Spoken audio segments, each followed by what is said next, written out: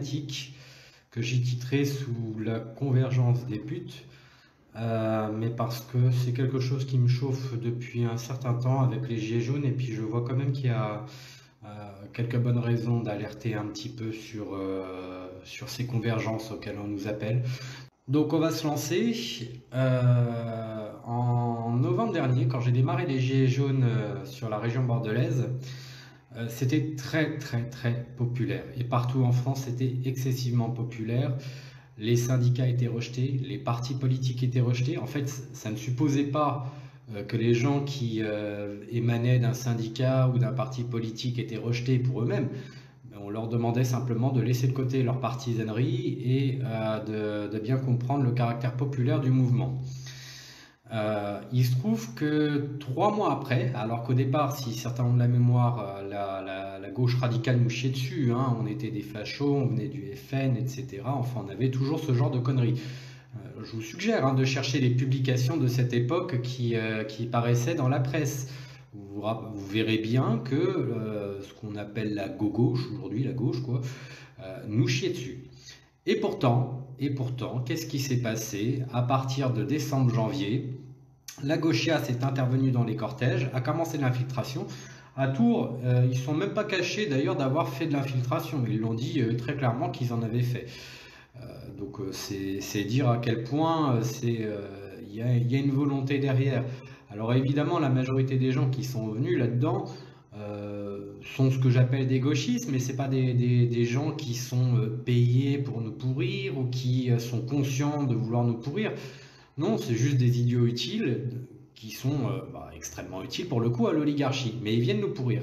Et évidemment, la majorité des gens qui démarrent pour la première fois une révolte, qui s'éduquent politiquement en même temps, ou dans nos propres rangs, on a toujours une tendance, une facilité à vouloir dire on n'est pas assez nombreux, il faut aller chercher le nombre ailleurs, il faut aller chercher des alliés. Oui, mais non, ça c'est une erreur. D'abord, on est assez nombreux, je vous l'ai déjà dit, pour faire une révolution. 5000 personnes peuvent suffire. Vous regardez tous nos réseaux dans la dissidence, il n'y a pas de souci, on est plus que 5000. Il suffit juste qu'on veuille bien se bouger le cul. Ensuite, aller chercher des alliances contre-productives, vous voyez ce que ça a donné. Pendant une année, le mouvement s'est autodétruit. Il s'est nuit deboutisé. On a fait la chasse à l'infiltration. C'est comme ça qu'appelle la gauche tous ceux qui ne pensent pas comme il faut. Moi, par exemple, je ne suis pas quelqu'un qui pense comme il faut. Si j'arrive dans un cortège, très clairement, il va y avoir une armée de talibans Antifa qui va tenter de m'attraper et puis m'exfiltrer.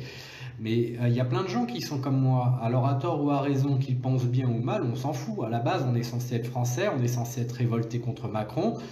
Et dans les cortèges, on a le droit à notre anonymat. Et d'ailleurs, on est sur un espace public. Donc il n'y a personne qui est censé nous chasser. Mais ces cons-là, ils nous ont chassés. Ils faisaient de la chasse à infiltration. Et les gilets jaunes ont voulu se foutre avec ces crétins. Alors, moi, je comprends qu'il y a de l'ignorance politique au départ. On ne connaît pas forcément ces réseaux quand on rentre dedans. Et encore une fois, les gilets jaunes, c'est très populaire. Ce n'est pas des gens politisés pour l'essentiel d'entre eux. Donc, ils ne connaissaient pas nécessairement toutes ces conneries. Sauf qu'ils les ont découvertes. Donc, il y a un moment, il faut quand même tenir compte des leçons. Il n'y a pas que. Là, actuellement, j'ai publié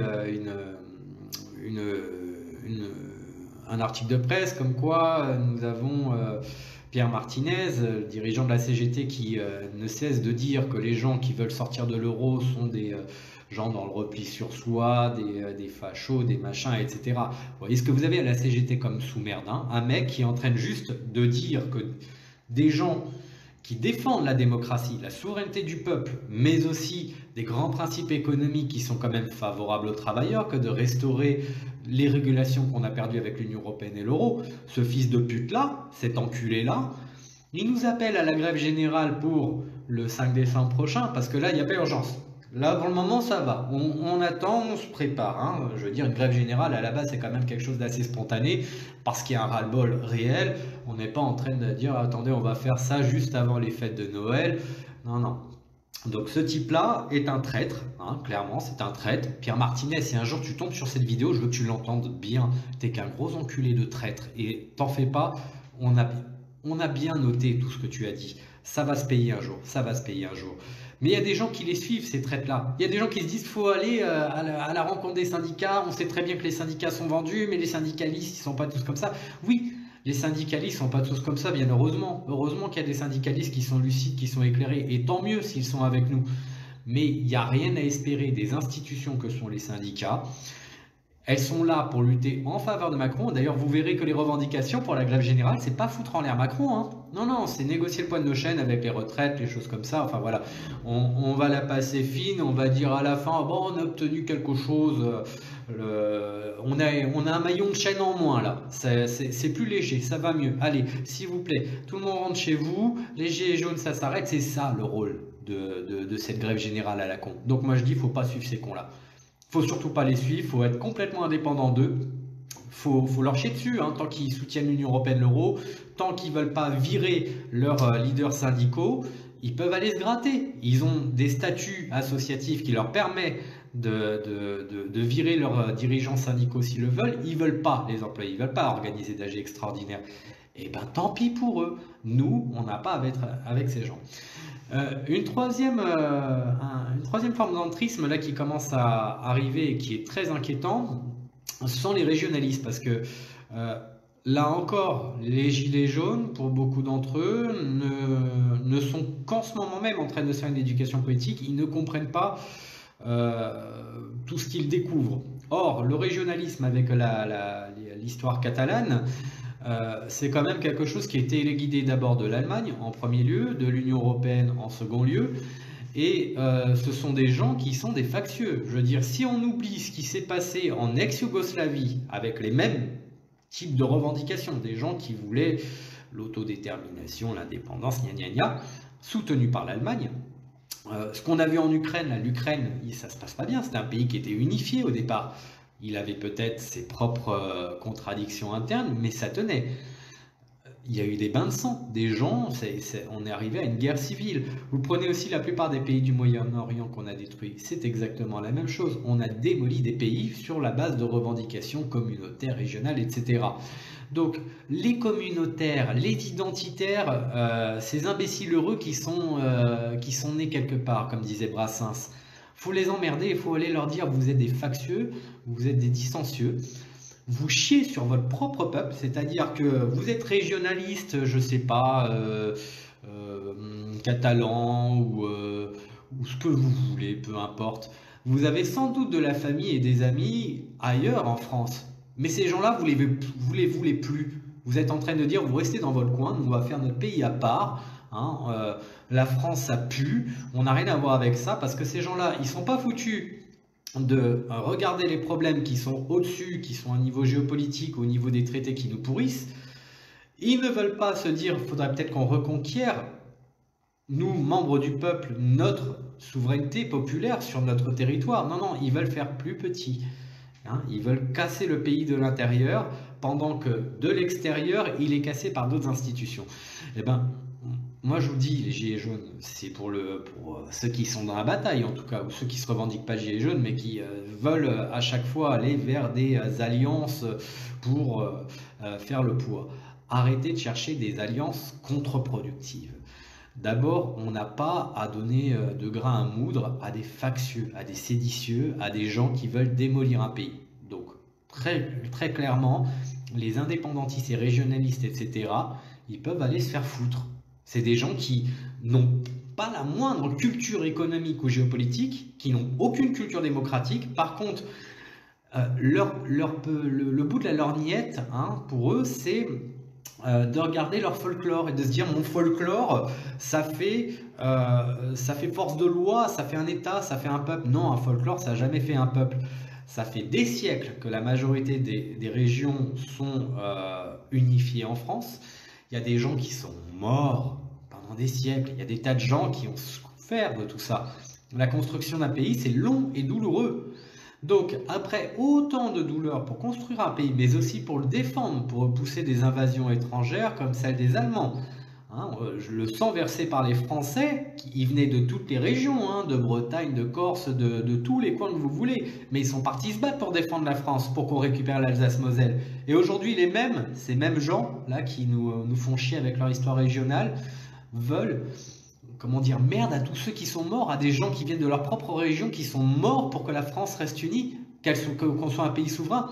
Non mais, oh, arrêtez de soutenir des factieux. Les Catalans, faut leur chier dessus. C'est de la petite bourgeoisie espagnole qui ne veut plus participer à l'unité de l'Espagne, qui veut casser leur pays parce qu'ils ne veulent pas que leurs pognons, leurs impôts, soient distribués à d'autres Espagnols. Voilà c'est quoi la réalité de cet indépendantisme catalan de merde.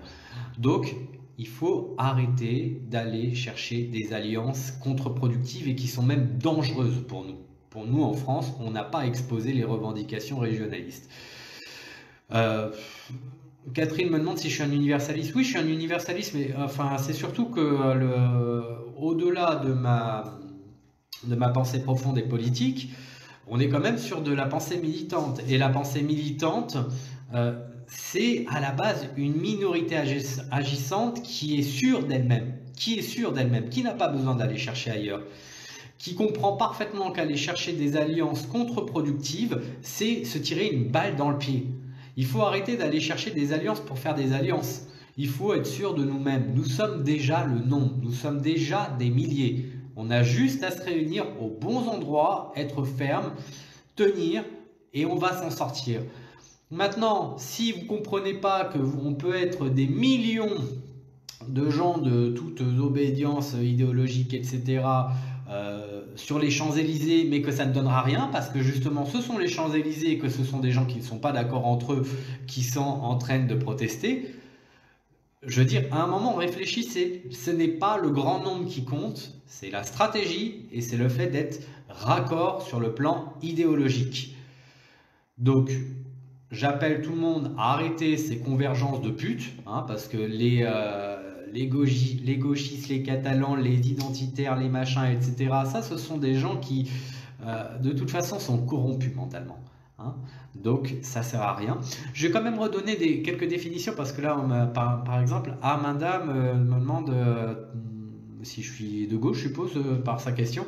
Je voudrais quand même remettre du sens aux mots, parce que les mots ont perdu leur sens en France, tout simplement parce qu'on n'enseigne pas l'histoire, la philosophie politique aux Français. La gauche, hein, pour ceux qui ne savent toujours pas ce que c'est que la gauche historiquement, la gauche est une émanation de la bourgeoisie du 19e siècle. C'est un courant bourgeois libéral.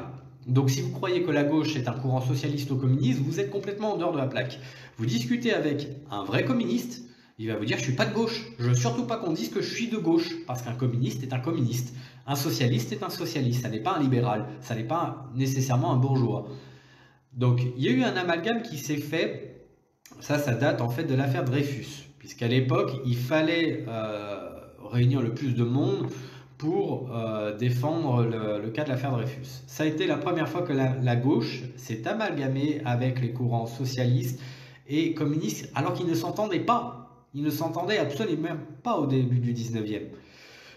Il y a eu une deuxième période où l'amalgame s'est fait, c'est après 1934, puisque durant l'hiver 1934, en janvier 1934, février je crois plutôt, le peuple français se révolte. À la base, c'est l'Action française qui avait été dans les premiers, mais en fait ça devient excessivement populaire, ça fait très très peur aux partisans de la gauche, et puis du Parti communiste, mais des socialistes, etc. Et ils vont donc faire le Front populaire. Le Front populaire, en fait, est la conséquence de la révolution de 1934. C'est à ce moment-là qu'à nouveau, la gauche va s'amalgamer avec des communistes et des socialistes. La dernière fois que des socialistes et des communistes vont se réclamer de gauche, et ça va être définitif, c'est quand Mitterrand va se présenter au présidentiel de 80. Donc là, la stratégie, c'est de rattraper les communistes, qui étaient encore une force politique à l'époque, et qui avaient encore une idéologie communiste, hein, enfin, je veux dire, à l'époque, on pouvait discuter avec un communiste de communisme. Aujourd'hui, discuter avec un communiste, il y en a 90% qui ne savent même pas de quoi il parle. Bon, cette alliance s'est faite donc sous Mitterrand, elle est restée. Robert Rue est venu ensuite achever de démolir le PCF, 81, oui c'est ça, Watchdog. Et puis bon, maintenant, en fait, on n'a plus de communistes au PCF. Ils sont partis au PRCF ou au POI à la rigueur, qui sont d'autres partis politiques communistes, tout bêtement, mais qui sont raccord avec leurs idéaux de départ. Donc moi, j'ai rien contre les communistes, puisque il y a des choses même où je suis complètement d'accord avec la doctrine. Il y a des choses qui se discutent, mais en tout cas, les vrais communistes, je m'entends bien avec eux, parce que eux me parlent de communisme. Les vrais socialistes, qui seront plutôt des keynésiens, c'est-à-dire qui se réclament des vues politico-économiques d'un monsieur qui s'appelait Keynes, qui était en fait tout simplement quelqu'un qui proposait de réguler le capitalisme, d'avoir des entreprises qui soient nationalisées sous contrôle des États et un État qui ait des politiques économiques contracycliques, c'est-à-dire quand ça va mal on investit et puis quand ça va bien on encaisse. C'est un peu l'idéologie du socialisme moderne, mais les socialistes actuels ne sont plus des socialistes non plus, ce sont des libéraux. Donc le sujet pour Betty, c'est de cesser de venir vers la convergence ce que j'appelle la convergence des putes. Donc en gros, pour conclure ce que je disais, là je voulais juste vous faire quand même quelques rappels historiques parce que les mots n'ont plus de sens en France. Il faut arrêter de penser que la gauche, c'est un courant socialiste ou communiste. Non, ça n'a rien à voir, c'est un courant bourgeois libéral qui remonte au 19e siècle. Vous pouvez vous dire communiste, socialiste, décroissant. Là, vous parlez d'une doctrine économique, on situe bien ce que vous pensez. Si vous dites de gauche ou de droite, pour moi, ça ne veut rien dire. Je veux dire, les gens qui se réclament de la gauche ou de la droite, pour moi, ce sont juste des gens qui n'ont pas d'idée, mais qui se disent ça fait bien. Parce que soit je suis dans le clan des gentils, la gauche, qui pense bien, et socialement, c'est très intégrateur. Soit je suis dans le camp des gens qui pensent bien mais à droite parce que ces connards de gauchistes ils nous font chier, ce qui est vrai aussi. En fait d'ailleurs se dire de droite par opposition aux gauchistes c'est complètement con. Moi je préfère me dire je suis socialiste et c'est pour ça que je supporte pas les gauchistes. Enfin voilà, je voulais juste vous dire ça, pas besoin de s'associer avec les cons. On est largement assez nombreux, largement, dans tous nos réseaux qui veulent restaurer la souveraineté du peuple français, c'est-à-dire sortir de l'UE, l'euro et l'OTAN, mais aussi instituer la démocratie en France. On va dire que c'est 4 revendications minimalistes. Instituer la démocratie, que ce soit le point de vue par l'entremise du RIC dans notre constitution, qu'il soit révocatoire ou législatif, ou que ce soit par directement une constituante, à part vouloir virer Macron, l'oligarchie, sortir de l'Union européenne et instaurer la démocratie, je veux dire, on a besoin d'aller chercher des idéologues.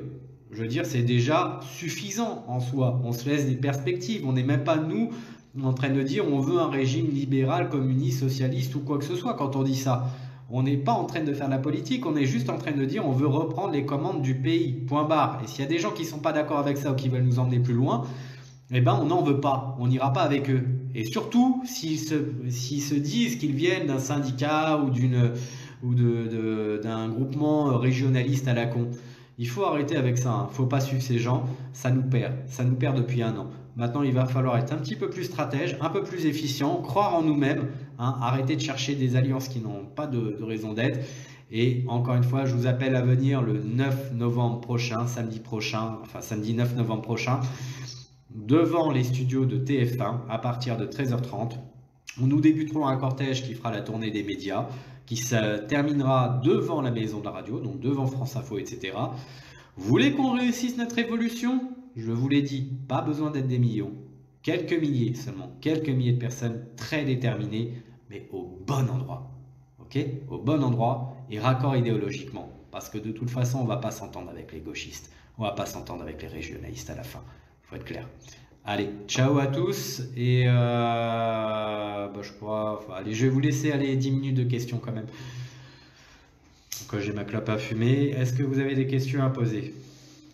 La convergence des putes, Betty Laure, c'est ce que j'ai dit en début de vidéo, c'est aller chercher des alliances contre-productives avec des idéologues qui, clairement, se battent contre la France, ne se battent pas avec nous.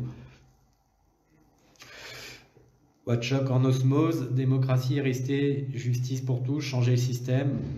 Charles Martel, rendez-vous le 9, on est d'accord.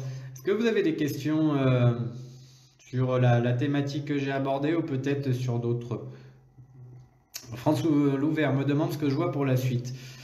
Moi, mon sentiment, c'est que là, actuellement, on est dans une phase de fin de régime, dans le sens où on voit bien que les institutions sont déliquescentes.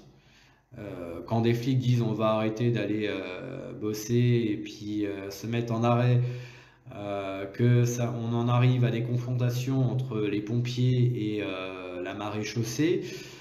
Quand on voit, même au niveau des médias, c'est marrant l'effet Zemmour, parce que Zemmour, j'en ai rien à foutre fondamentalement, mais quand je vois le nombre de gens qui disent je démissionne, je me casse si Zemmour arrive, ou qu'on le laisse parler, pareil, ça signifie que quelque part dans les médias, les gauchistes comprennent qu'ils n'ont pas l'ascendant et qu'ils sont en train de tomber.